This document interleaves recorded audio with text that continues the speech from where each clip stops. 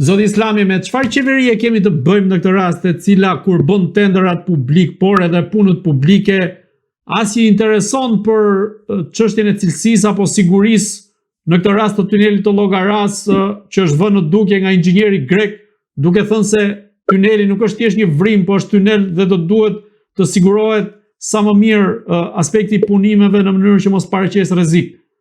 Në këtë rast, ju si e shikoni, çfarë është kjo papërgjegjshmëri që përveç aferës korruptive, kemi të bëjmë edhe me aspektin që nuk interesohen për sigurinë e qytetarëve?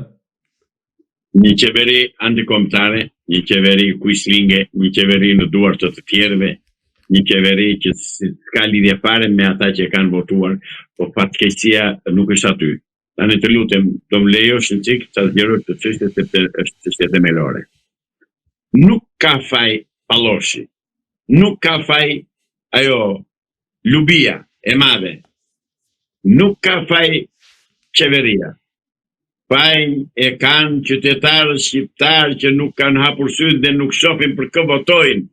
Fajin e kanë qytetarët shqiptarë që vetë telet edhe votojnë atje, pavarësisht se e shikojnë dhe po u dalin për ditë fakte dhe prova në media, në publik, që kjo është një qeveri anti-shqiptare, që është një qeveri kuishlinge, që është një qeveri që komandohet nga të huaj, nga miqtë tanë shekullor, për të cilët kjo qeveri dhe kjo klasë politike s'ka të asnjëherë që na kanë luftuar, s'ka të asnjëherë që kanë organizuar agresione drejt popullit shqiptar, s'ka të asnjëherë që janë armiq të betuar të popullit tonë, s'ka të asnjëherë që kisha greke është armika më e madhe që ka sot Shqipëria.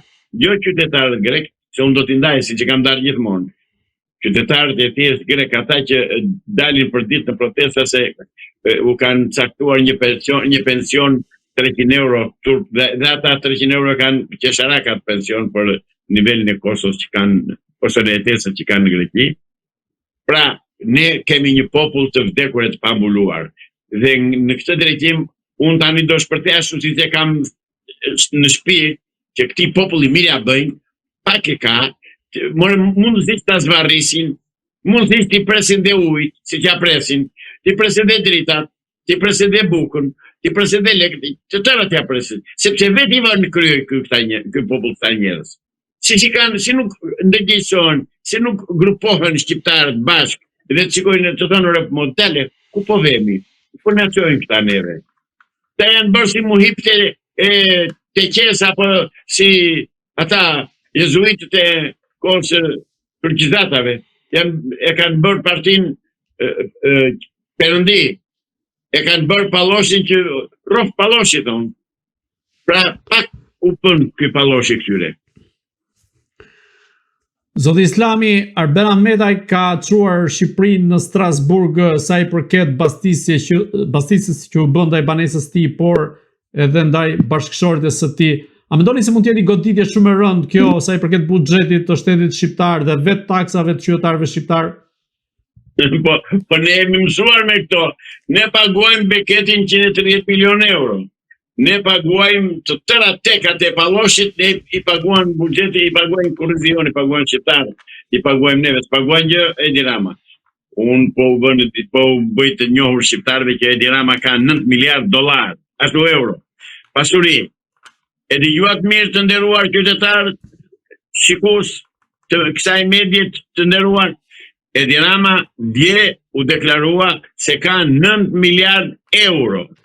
Pra, ju shqiptarë vazhdoni votojeni, që të mbledhë vazhdimisht djesën edhe gjakun tonë, të mbledhë dhe të përjashtojt dhe të nxjerrë jashtë shtetit të gjithë ajkën e kombit shqiptar, e popullit shqiptar, të gjithë forcën e gjallë për punë, rrini ju pensionistët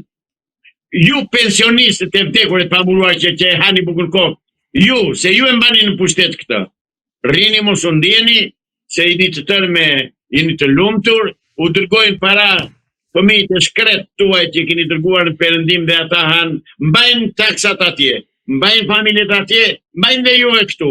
E kuptoni që keni bërë fëmijëve, more shtu thotë zhvimnjeri se nuk më lejohet që të më në fjalë tjetër për pensionistët. Se klasa më skëterë, më e poshtër, që e mban këtë pushtet në fuqi, janë pensionistët.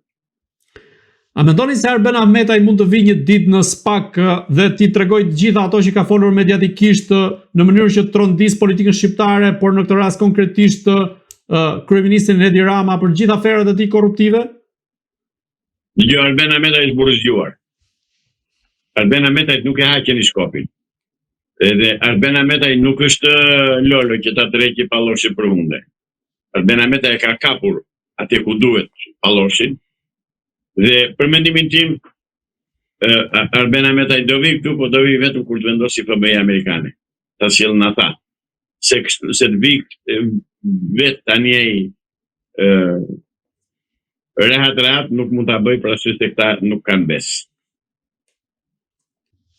Zoti Islami, prokuroria e posaçme i ka dërguar fletëthirrje ish kryeministrit Sali Berisha sa i përket çështjes së 21 janarit. A mendoni se tashmë drejtësia e ka seriozisht me Sali Berishën për ta çuar deri në fund çështjen e 21 janarit ku humbën jetë 4 protestues? Jo, nuk e ka seriozisht. Ja po va them, nuk e ka seriozisht. Bëjnë show. Po ta ketë seriozisht, Sali Berisha është shpallur i pandeu, ta marrë livën e kur ta gjerën para bankës të akuzuarve. Me këta dhe këta. A nuk e shikoni që komunistët nuk e shkojnë njëri tjetrin? A nuk e shikojnë që këta janë të tërë gas, janë grup i strukturuar kriminal në krye të shtetit shqiptar, në krye të klasës politike shqiptare, është grup i strukturuar kriminal. Plus që kanë dhe falangat e tyre jashtë politikës, me të cilat i bëjnë presion të zgjedhësve që të votojnë për ta. Pra jemi përpara një klike politike që shtyp vret gjakos shqiptare. 21 janar e kanë bërë bashkë. Dhe Sali Berisha nuk do vej, po u a themu nuk do vej. Vetë po arrestuan, po s'patuan ligjin. Po këta i vinë me i lutën Sali Berisha. Tha mano Sali hajde ti se duam natë të pyesim, tur të vi. Se që janë këto mërë. Qa autoriteti ka ai Sali Berisha kur ka vrar njerëzit? Ka pushkatuar njerëz, ka ekzekutuar në mënyrë më kriminale. Të dalë Lulushit, të nuk e thënë si Lulushit. E kanë thërritur Lulzim Bashën. Ishte para pak ditësh. Ke ministri Brand, që ka thënë? Se arrestoi ke ministri Brandshëm, ka dhënë urdhër.